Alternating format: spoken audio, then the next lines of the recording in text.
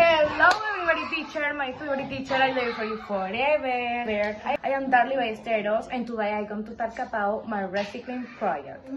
The purpose of my project is to recycle materials I have bags and keychains inspired by butterflies. This project helps protect the environment. The materials I use are fabric scrap, plastic bag, drills, needles, keychains, and a marker. Most of the materials were recycled. First, I looked for ideas and information. Then I wrote the designs on my notebook. After that, I made and decorated the bags and keychains.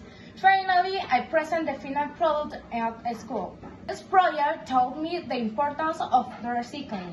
Thank you for listening, teacher.